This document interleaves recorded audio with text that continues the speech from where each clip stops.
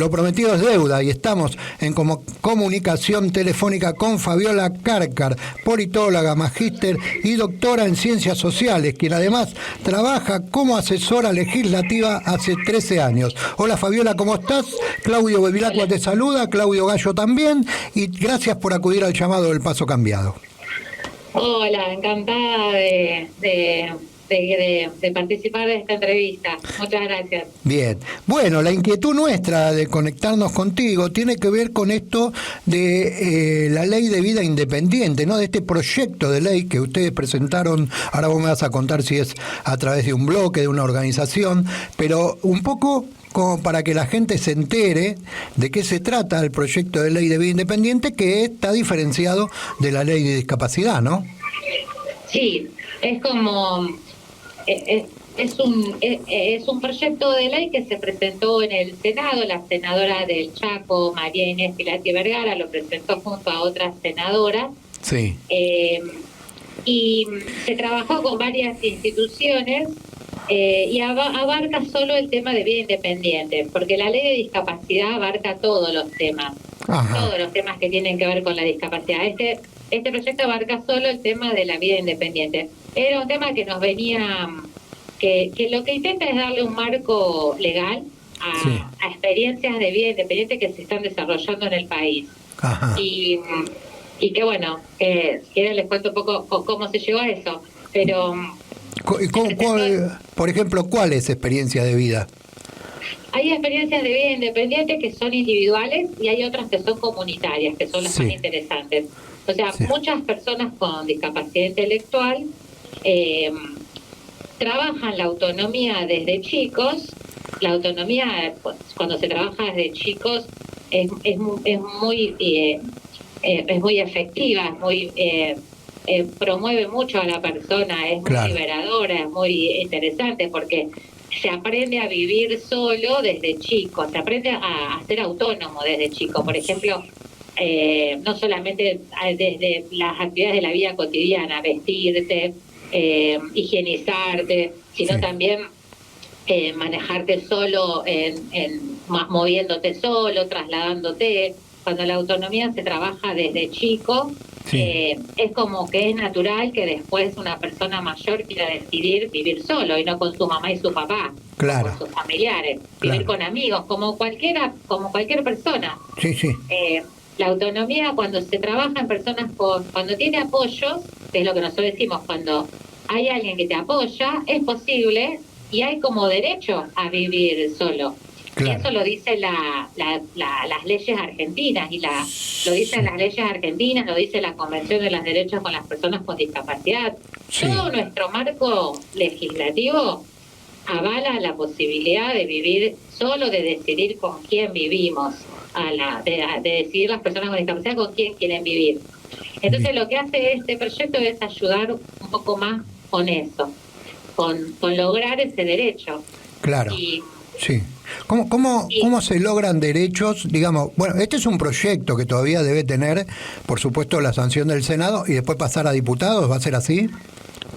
Va a ser así. Primero se tiene que aprobar en el Senado, después pasar a diputados, pero hay experiencias que ya lo están haciendo, porque cuando un centro de día acompaña a chicos y chicas con discapacidad intelectual en distintos aspectos de su vida, después surge este proyecto de vivir solo y ya está sucediendo. Sucede en Morón con un grupo que se llama Ideárselas, sucede en Vicente López con una asociación Senderos del Sembrador que hace ya 12 años que viven juntos. Está sucediendo en Neuquén, en San Martín de los Andes, sucedió también en su momento en otras instituciones de San Isidro. Es como que ya hay proyectos, ya hay instituciones que consiguieron una casa y que están haciendo la experiencia de vivir solos y solas, acompañados por la institución. O sea, esto ya existe. Claro. Tiene, digamos, que debería haber una institución detrás de ese proyecto. Tiene que haber una institución, tiene que haber una institución y este proyecto reconoce eso. tiene que haber un grupo que esté acompañando ese proceso. Siempre tiene que haber. Sí, ahí me va como, digamos, cuadrando más el proyecto, porque no lo entendía bien del todo cuando vos me lo explicabas. Digo, ahora sí me va como se va acomodando. Tiene que, mira, cuando las personas comparten todos los días haciendo distintas cosas, tipo un taller de día, después muchas veces surge este interés de querer vivir con esos amigos. Y así hicieron tanto en Vicente López como en Morón. Bien. Y entonces la institución que los acompaña en el centro de día también los acompaña en esto. Claro. De vivir solos. Y bueno, y están aprendiendo a hacer las compras, a cocinar, a limpiar la casa, a ordenar. Y también hay experiencias de personas que no viven con otros en comunidad, pero sí viven con una persona que elija, con un amigo, con alguna persona conocida, y eso se llaman experiencias de vida particular, que también son válidas y que también hay que acompañar. Claro. Porque todos apuntan a que las personas con discapacidad intelectual puedan crecer en autonomía, en independencia, en integración comunitaria, que puedan crecer como personas. En definitiva, mejorar la calidad de vida, ¿no? Exacto. ¿Cómo se hace para, bueno, ojalá primero y principal el deseo de que la ley sea ley, ¿no? Y que después se reglamente como corresponde y que después se ejecute como corresponde, ¿no? Porque como politóloga vos, que estoy viendo aquí en tu currículum, digamos, ¿cómo vivís esta cosa de que, y más sobre todo como legislador, como asesora legislativa, ¿no? Hay un montón de leyes, no vamos a puntualizar ni para qué ni por qué, pero que por ahí existen, están reglamentadas y no se ejecutan como corresponde. ¿Qué prevé este proyecto que ustedes presentan para que eso no pase? Uy, se cortó. Estoy hablando solo. Pero, a ver. Hola. Se cortó. Por favor, Charito, poneme un poquito la cortina, restablecemos la llamada.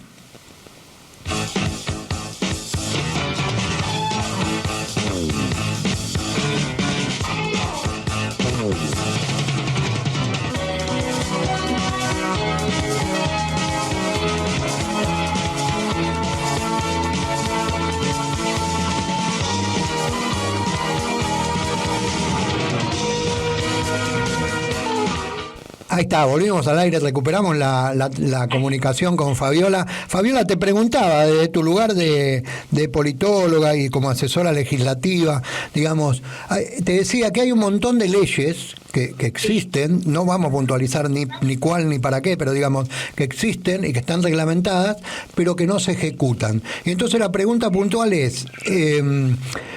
¿qué prevé este proyecto que ustedes están presentando para que eso no les pase, ¿no? Cuando sí es ley y está reglamentado y que eso por sí se lleve a cabo como corresponde, digamos. Bueno, prevé la creación de una figura del asistente personal para la vida autónoma que la tiene que cubrir el Estado. Sí. Y que es como el apoyo clave que se necesita para que esto sea posible. Claro. Entonces, si después no se reglamenta, igual el derecho va a estar creado, la asistencia personal para la vida autónoma. Porque eso es lo más importante, porque una vivienda se puede conseguir, las mismas personas pueden tener, la institución puede tener, alguien la puede donar. Acá el proyecto lo que reconoce es que cualquiera puede aportar la vivienda. El Estado, una familia, la organización que acompaña, incluso las herencias vacantes, ¿no? Dice la ley. Pero lo que sí se necesita es el asistente personal. Y acá crea ese derecho a que haya un grupo de personas, que pueden ser profesionales o no, que tienen que estar acompañando este proceso. Entonces la ley crea eso y si se aprueba, el Estado tiene que garantizar eso. Claro. Se me ocurre preguntarte, Fabiola, digamos, volviendo un poco al mismo eje que hice la última pregunta, que tiene que ver con las leyes que están reglamentadas y no se cumplen. Diga, claro, porque hay leyes que si uno no hurguetea, son derechos que tiene la gente y la gente no lo sabe, digamos, ¿no? Entonces, ¿cómo hacer en un país como el nuestro, que tiene todos los avatares que tiene, digamos, para que el Estado realmente se haga cargo de este tipo de cosas, más allá de la ley, ¿no? Porque, digamos, la ley puede salir y puede estar reglamentada, ¿no? Pero el Estado se tiene que hacer cargo. ¿Cómo hacemos en un país como el nuestro?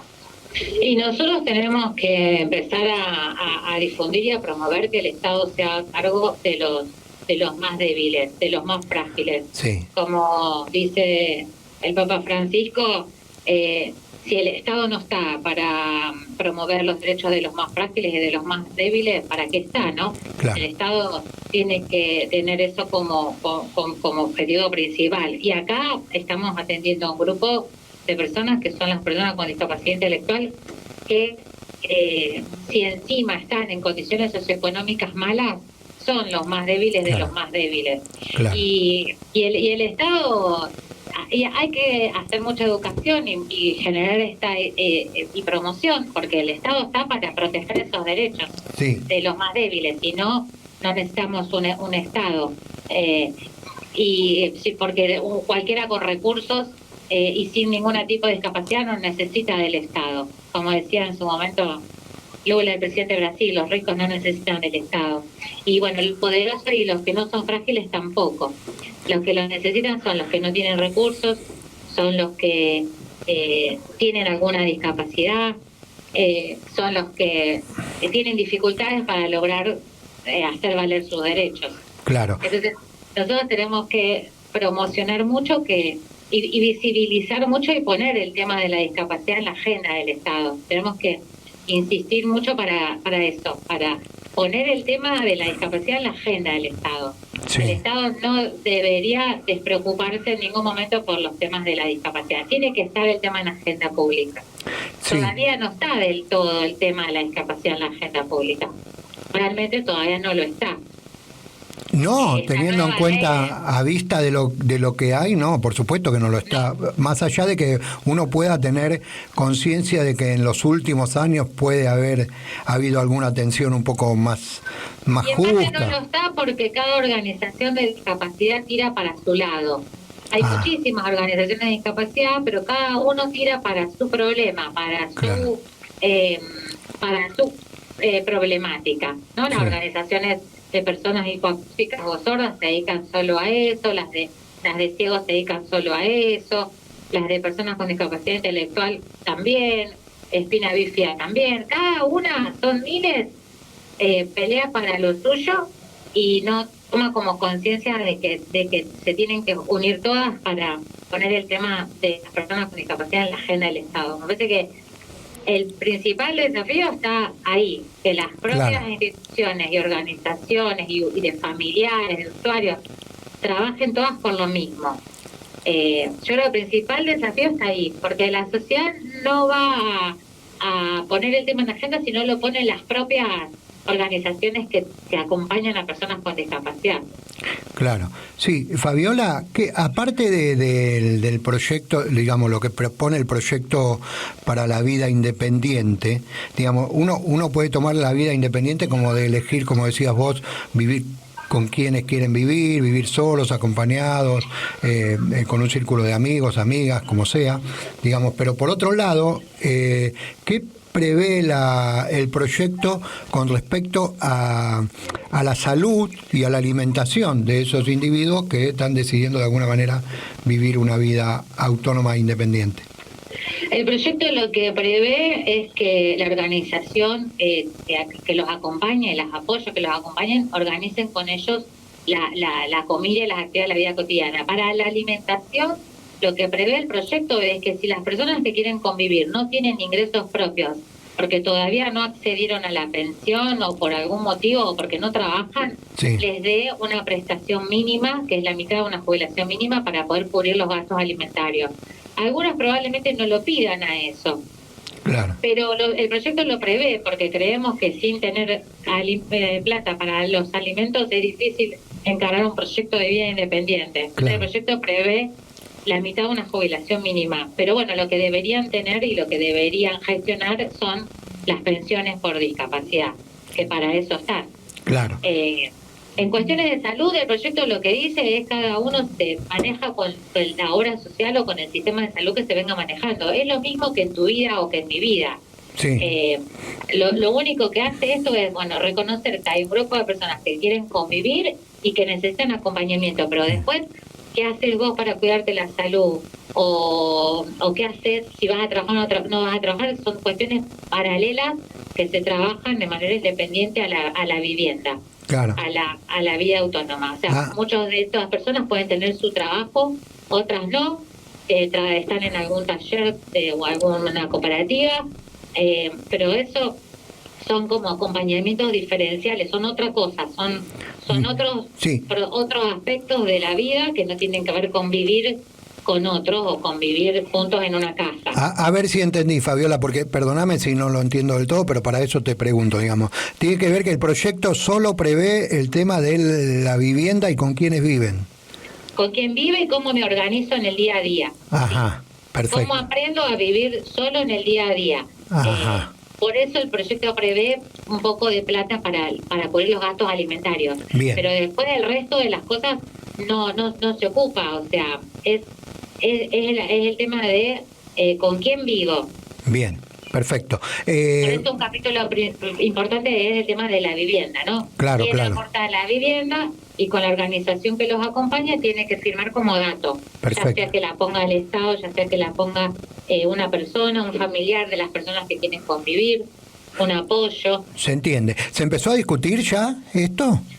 No se empezó a discutir porque todavía no hay reuniones de comisiones en el Senado. Ajá. Se va a empezar a discutir en agosto. Ah, bien. Pero se hizo una jornada donde los que están desarrollando estos proyectos, estas experiencias, las contaron. Se hizo una jornada el 28 de junio donde contaron las experiencias que están desarrollando. Bien. Experiencias interesantes porque contaban, bueno, cómo se acompaña a las personas, cómo se acompaña a las familias, porque es un trabajo que se hace en conjunto con las familias. Claro. Claro. Hubo expositores por el lado de los municipios, qué es lo que debería acompañar también el municipio. Claro. La provincia, en el caso de Neuquén, que aportó la vivienda. O sea, se necesita un esfuerzo de todos, Claro. de las personas, de las familias, del Estado, de las organizaciones. Sí. Es un proyecto que no deja todo en manos del Estado y tampoco Claro. todo en manos de las organizaciones, sino Sí. que reconoce que se necesita la articulación de todos. ¿Vos lo considerás como un proyecto ambicioso o un proyecto justo? O porque, digamos, en un país como el nuestro, donde la disputa por, si se quiere, la vivienda, la tierra, las construcciones es muy potente, por un lado, digamos, el Estado tiene esta debilidad por siempre favorecer a los grupos inmobiliarios y no tanto a la gente que lo necesita. ¿Cómo ves en ese sentido el peso del proyecto? Yo creo que no es ambicioso porque hay muchas instituciones que vienen trabajando con personas con discapacidad, que este marco legal les va a permitir encarar este nuevo desafío de enfrentar un proyecto de vida para la autonomía, que no es más costoso que los hogares que hoy existen, al contrario, porque requiere menos plata por parte del Estado que lo que hoy existe, que son los hogares, y no va a haber miles y cientos de pedidos para esto, porque no hay muchas instituciones dispuestas a acompañar estos procesos. Entonces, no es un proyecto para mí ambicioso, es un proyecto que le permite a quienes están haciendo estas experiencias o a quienes las quieren encarar y les posibilita un marco para poder hacerlo. Bien. Pero no es para mí ni idealista porque ya está sucediendo, ni ambicioso porque no vamos a tener de repente, cientos de organizaciones tocándole el timbre al Estado para que les financie su proyecto. No, son los que hoy ya están trabajando. Claro. Que esto es un paso más en el acompañamiento y que si te pones a pensarlo económicamente es más barato que lo que hoy el Estado invierte en los hogares. Bueno, o sea que con buena voluntad política esto debería salir para adelante. Sí. Si hay voluntad política esto debería salir, pero bueno, mientras este proyecto se discute, hay que discutir el proyecto que el Estado promueve de ley de promoción integral de los derechos con las personas de discapacidad, porque un capítulo de esa ley es la vida independiente. Entonces, este proyecto reglamenta de alguna manera ese capítulo. Entonces, es un proyecto que para nosotros se tiene que discutir junto con la otra ley, la Ley de Protección Integral de Derechos, que es la ley madre, la ley base de los derechos de las personas con discapacidad. Y que esto lo que hace es reglamentar específicamente uno de esos capítulos, que es el de la vida independiente. Entonces, para mí se va a ir discutiendo y se va a ir debatiendo al mismo tiempo que se debata el otro. Claro, bien. Bueno, perfecto. Yo por ahí como conductor o periodista, hay alguna pregunta que no te hago y que es importante que la gente sepa sobre el proyecto de ley o sobre cómo está viviendo la gente con discapacidad intelectual. Digamos, este es el momento para que vos los digas, más allá de lo que yo te pueda preguntar. No, tal vez me parece interesante contarte cómo fue la experiencia que viví con mi hermana, que tiene síndrome de Down. Ah, bueno, perfecto. Ella se fue, ella fue como haciendo este caminito de vivir, de elegir con quién vivir. Logró tener su casa y eligió con quién vivir, y esta experiencia que fuimos viviendo con ella, de ir aprendiendo de a poco nuevas cosas, a mí me sirvió como un ejemplo de que se puede lograr, claro, de que es factible, de que no necesitas incluso profesionales que acompañen, sino que cualquier persona puede acompañar. Claro. Y ella aprendió a hacerse sus viandas para llevar al trabajo, y aprendió a sacarse los turnos médicos y a ir sola a los médicos, y año a año fue aprendiendo, fue creciendo en autonomía. Y te das cuenta que son felices teniendo su casa, teniendo su vida, son más felices que viviendo con su familia, porque eligen con quién vivir. Claro, claro. Y esto es lo que yo escuché también en las experiencias que contaron en el Congreso, del Senado, cuando vinieron. Los chicos son realmente muy felices, y si vos les preguntas si quieren volver con su familia biológica, te dicen que no. Claro, claro. Que no quieren, porque están viviendo con amigos y están viviendo con quien quieren, y se llevan bien, y sí, realmente son felices. Entonces, sí, y aparte porque se dan cuenta que pueden, ¿no? Cuando una sociedad los apoya, digamos, cuando la sociedad los apoya, se dan cuenta que pueden y no que están marginados, como quien dice. Exacto, yo creo que con los apoyos necesarios, tanto del Estado como de las familias, como de las instituciones, se puede. Claro, claro. Que claramente se necesitan apoyos, no podemos negar eso. Los apoyos se necesitan de las familias, de las instituciones, del Estado. Pero que si esos apoyos están, se puede lograr. Ellos pueden ser felices. Y no solamente pueden ser felices ellos, toda la sociedad crece y es más feliz, porque sus familias también son felices. Por supuesto. Porque la sociedad incluye, los integra y también aprende de esa experiencia. Por supuesto, es un crecimiento para la sociedad en general, no solo para ellos, sí, sin ninguna duda. Fabiola... Yo quedo acá atenta a cualquier pregunta que nos quieran hacer, quedo acá atenta. Bueno, sí, nos quedan muy poquitos minutos de programa. Espérame, mira, voy a hacer un pecado al aire, porque le voy a preguntar a la operadora si la persona que viene a hacer el programa atrás nuestro no viene, entonces nos podemos extender. Nos extendemos. Nos extendemos entonces, porque no tenemos, porque si no ya tendríamos que estar cerrando. Bien, Fabiola... Bueno, quedo para dispuesta para hablar cuando quieran del tema. Sí, sí, por supuesto, por supuesto. Yo quería preguntarte, más allá de este proyecto de ley y de tu experiencia de vida con tu hermana, digamos, y con todo lo que ves a favor de esto, ¿cómo estás viendo el mundo que se nos viene? Corriéndonos un poquito de este lugar, y en este país, como hoy me salió mucho este país que tenemos, no sé por qué, porque bueno, es el país que tenemos y todo lo que nos pasa, digamos, ¿cómo ves lo que viene vos como politóloga, como persona que está metida en el tema de la política? Yo no pierdo las esperanzas de que se puedan laburar en conjunto en proyectos y en políticas públicas que nos hagan crecer y nos hagan desarrollarnos de manera sustentable. La verdad es que no pierdo todavía no lo voy a perder nunca, además, porque soy optimista. Claro. Me parece que hay como unos intentos hay como un país que va por un lado y hay como un país que va por el otro lado, por el lado de los medios y por el lado de la oposición que intentan desestabilizar y generar Sí, una idea de que va todo mal y que por supuesto hay problemas estructurales de Argentina que hay que resolverlos de una vez por todas. claro. Pero me parece que se intenta imponer como una mirada negativa, desestabilizadora o crítica o sí, negativa, de que está todo mal, de caos, y que en realidad no es tan así, no es tan así. Hay todavía oportunidad de salir adelante, están dadas las condiciones para que si se toman medidas urgentes se pueda salir adelante y que hay que aprovecharlos, que quedan, Claro. que quedan unos meses para aprovecharlos, porque mi miedo es que si un gobierno que intenta ampliar y generar derechos no puede continuar o no vienen gobiernos de ese estilo, los gobiernos que puedan venir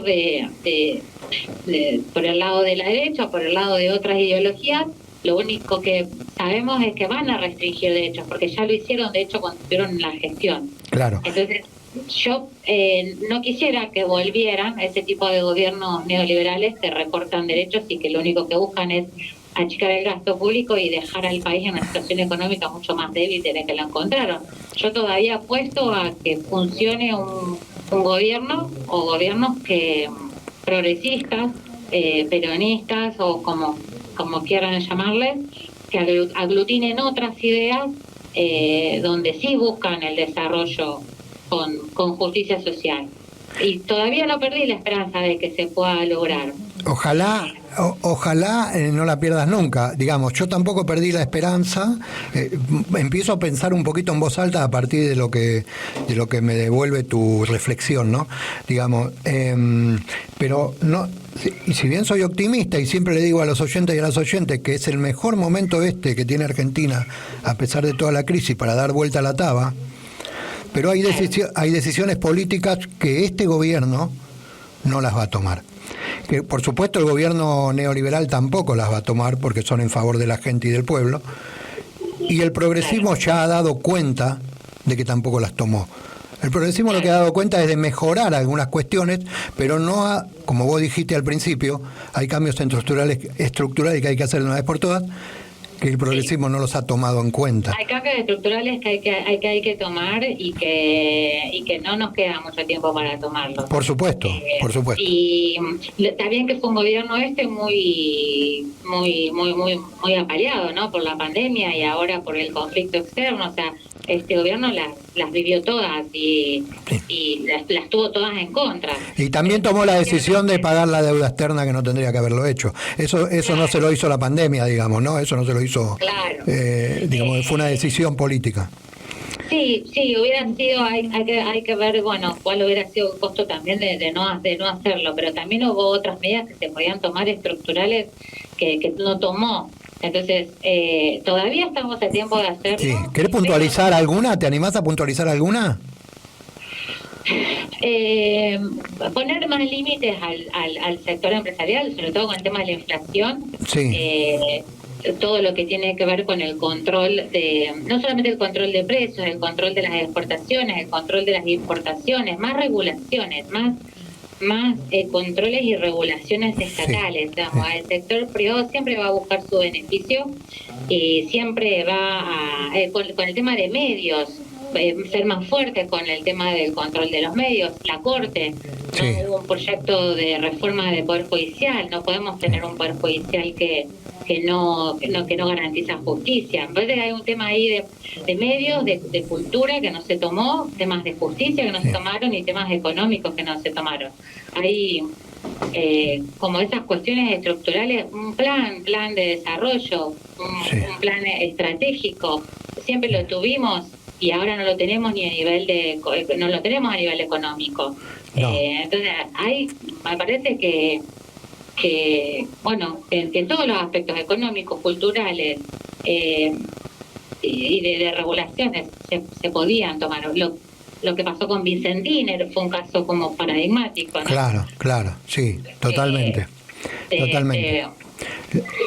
Pero bueno, no pierdo la esperanza porque me dedico a las políticas públicas y siempre voy a creer en el Estado y en las políticas públicas. Claro. Y siempre lo voy a defender a pesar de todo, porque creo que la única herramienta de transformación es la política.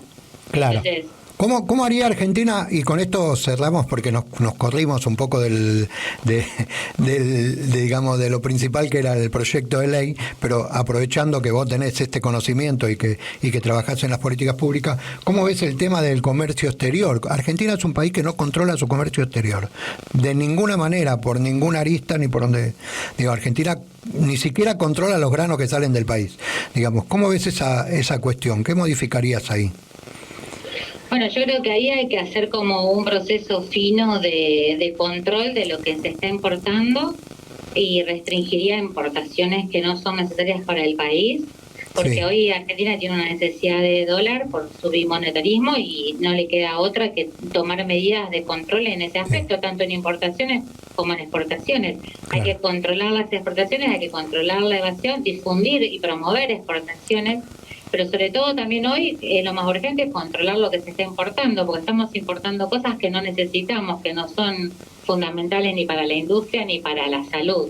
Claro. Y en el corto plazo hay que hacer eso.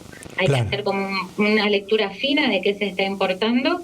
Además hay que encarar un proceso de lo que antes se llamaba sustitución de importaciones, empezar a hacer cosas acá que antes sí se hacían y se dejaron de hacer. Sí, y por supuesto hacerse cargo de los puertos, ¿no? Que los puertos sean Y argentinos. hacerse cargo de los puertos y de controlar la evasión, claro. Entonces, si vos tomás medidas en los dos lugares, mejorás un poco el balance en ese sentido comercial y no te queda otra en un momento de restricción de divisas como ahora. Claro, claro. Bueno, Fabiola, muchísimas gracias por estos minutos que nos diste. Esperemos haberte sido De útil nada, también a placer. vos con el tema de la difusión del proyecto.